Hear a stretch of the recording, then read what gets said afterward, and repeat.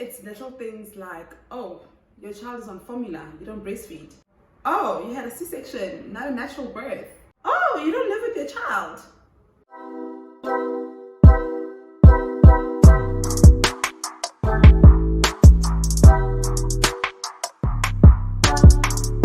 Hi guys, welcome to my channel and thank you so much for being here.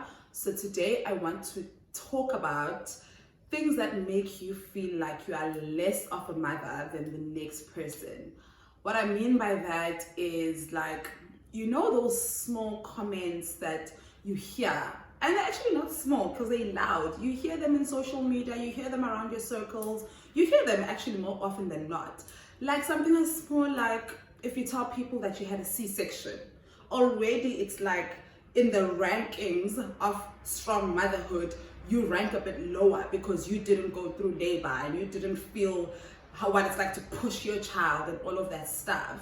And I have experienced so many things that have made me feel like I'm less of a mother than the next woman. And for the longest time, it has caused a huge insecurity, up until I sat with myself a couple of months ago and I was like, no man, no, I'm a mom in my own right to my children, the same way you're a mom in your own right to your children. Our experiences will never be the same. Like, no parent is the same, no woman is the same, no person is the same. So why is it different when it comes to motherhood, you know, and how we carry the pregnancy and how we give birth and how we raise our children? So I'll start with myself, obviously, there's no one else here.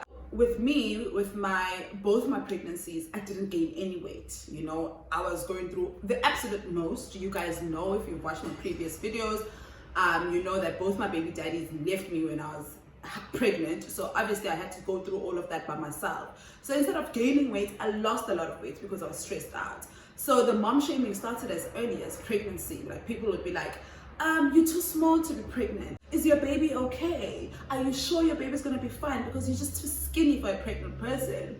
My doctor says otherwise. Why do you care? Why are you in my business? I went through the pregnancy shaming when I was pregnant, and I thought that was bad up until I gave birth. I gave birth via C-sections on both my kids. You know, the first C-section wasn't planned. It was an emergency C-section. It was an emergency C-section. So I went through labor. I went through trying to push a baby out of my vagina, but it just didn't happen. But let me tell you, when I started telling people that I gave birth via C-section, I would hear like snide comments like, oh, then you don't know pain. C-section is easy. C-section moms have it easy. You don't know what it's like to have your vagina stitched up. Yeah, ma'am, I don't know what it's like to have my vagina stitched up, but I do know what it's like to have my lower body stitched up. I do know what it's like to have a baby come out. You know, at the end of the day, I also had a baby come out. And a lot of people like saying, oh, when you go through C-section, you don't go through labor. It's not all the time. Some C-sections are planned. My second C-section was planned, so I didn't go through labor. Thank God. I didn't go through labor on my second pregnancy, but with my first pregnancy, I did go through labor. 3 days. I was in labor for 3 days. And I did go through the process of trying to push a baby out. So when you hear comments like, oh, C-section mummies, oh, you guys have it easy, in your head you're thinking.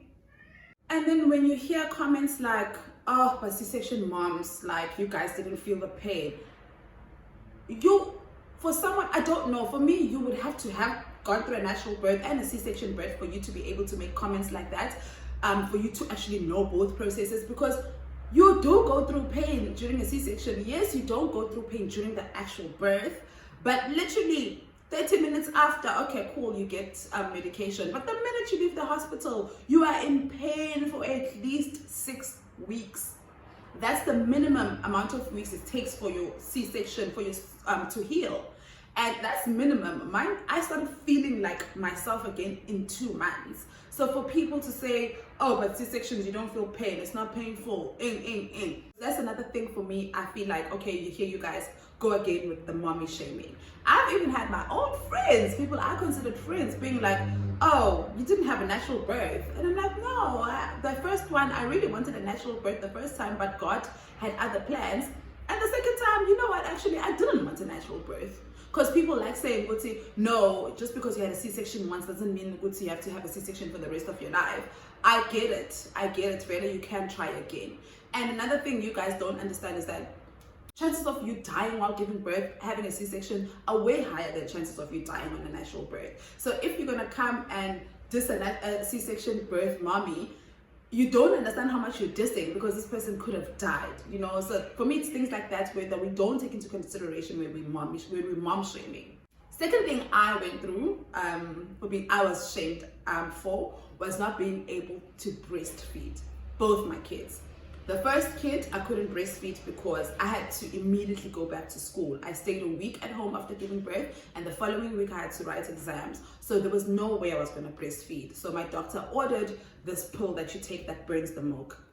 So I couldn't have breastfed even if I wanted to. So I didn't actually have an experience. I didn't breastfeed her in the hospital because my boobs were too painful, and I thought, it's fine, I'll breastfeed when I get home, and it just never happened. But when you tell people that your child is on formula, when you tell people that your child has been on formula since birth, guys, even with my second child, I wanted to breastfeed. Both my children, I wanted to breastfeed. But with my second child, I knew I was going to breastfeed because I was working now, so I had maternity leave. You know, I had like a couple of months off, and I gave birth during a pandemic, so I knew I was going to be working from home. I knew I was going to be good, you know. So breastfeeding was something I was going to be able to do.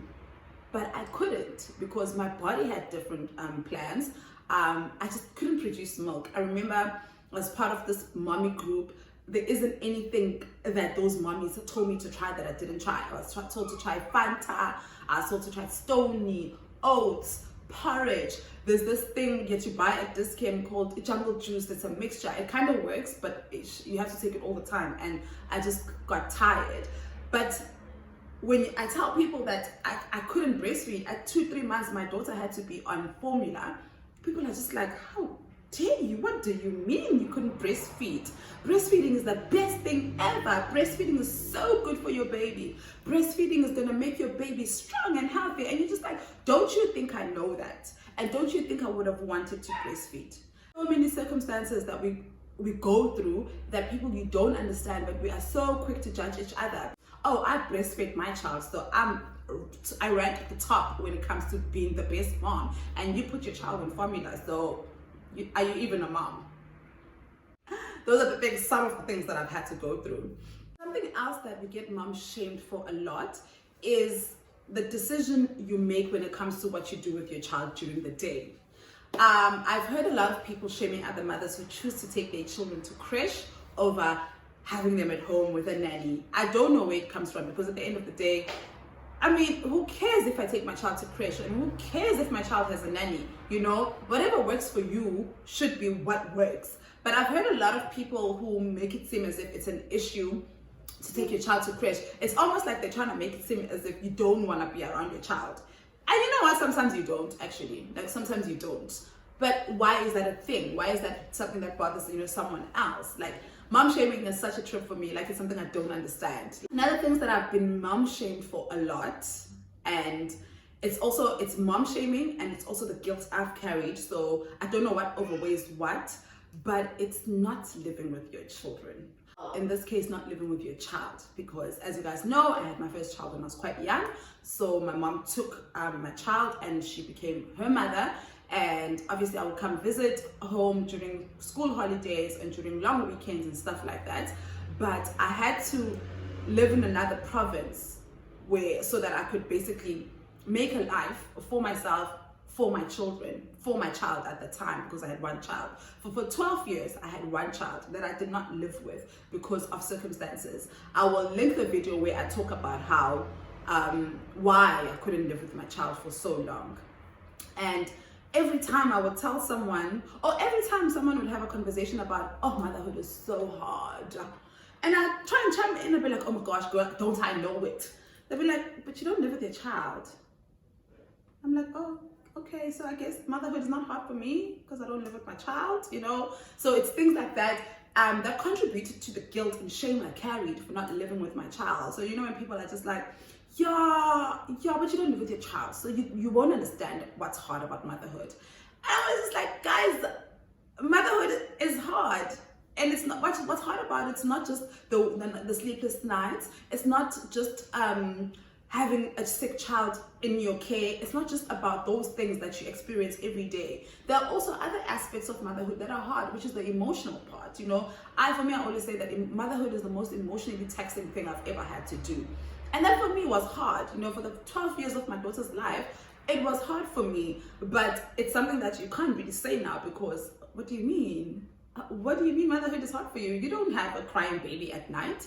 You don't have a baby that wakes you up. You don't have a baby that's sick. You don't have, like all of those things. And I get that. And I really, really do feel bad for mommies who have to go through that. I went through it with my second child. So I do understand where you guys are coming from. But on the same breath, not living with your child does not make you less of a mother, because that's a hard decision to make. It's not an easy decision to just be like, I'm not going to live with my child. I'm going to live. It's not like you're living your best life wherever you are. You're not. You are feeling guilty every day. You overcompensate with a lot of things. It's never 100%.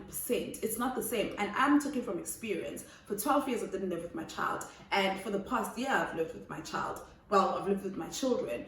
And when I tell you that, oh my gosh, the guilt I've been feeling, I get it. This is it. I've missed out on so much of my child's life, but I do console myself with, you know what? I was working for her. It's not an easy decision to make to not live with your child, but at the back of your mind, you always know that I'm doing this for my child. My child, thanks to not living with her, she has a better life. She has a good life. Yeah, it says she's got a good life without me, but I will make it up. And when someone says things like, you don't live with a child, whew, that shit hurts. That shit hurts. When people go and remind you that you don't live with your child, and you're just like, guys, it's not a choice. I don't want to just wake up and decide, you know what, I'm going to leave this child here and I'm going to go live my best life in Johannesburg. Those are the things. That's another thing that makes me feel like less of a mother. That has made me feel less of a mother because I'm over it now. The last thing that has made me feel like I'm less of a mother, and this is maybe not, it's a little bit of society, but I think it's also a guilt that I carry. Maybe not a guilt, but a shame. Okay. Maybe not guilt, but shame that I carry for being a single mother. And I am the definition of single mother. I know that there are single mothers who, you are single because you are not in a relationship with the child's father, but your child's father is present. I'm a single mother in terms of none of my baby daddies are present in my children's life. So that's one of the ways I think this one, it's not society, I think it's myself. I've made myself feel like less of a mom than the next mom because I'm doing it alone, and I'm doing it without the help of the men I made the children with. And obviously that it tumbles down to the child herself eventually. I have a 13-year-old now who is starting to ask questions. And for the longest time, it was fine to be raising her by myself. But now I'm just like, oh, damn, actually, it wasn't fine to be raising her by myself. So that has contributed a lot to how I feel as a mother, but that has got nothing to do with society. I think it's just how I feel and the guilt and shame that I carry. But I thought I would just add it in this video because it's some things that a lot of women go through. A lot of us carry the shame of being single mothers, and we shouldn't, It has taken me a very, very long time to get to a point where I'm just like, I'm a damn good mother. I don't care what you say. I don't care what society says. I don't care if I'm doing it alone. I don't care if I'm raising my children with the help of my mom and my sister and not the help of their fathers. Oksalayo, my children are here and they're good. I don't know if you guys have experienced any of the things that I've mentioned. If you have, comment below, let's talk. And how do you get over it? When someone says to you, oh, you had a C-section, it's not the same as having natural birth. You don't breastfeed your child. Your child is on formula.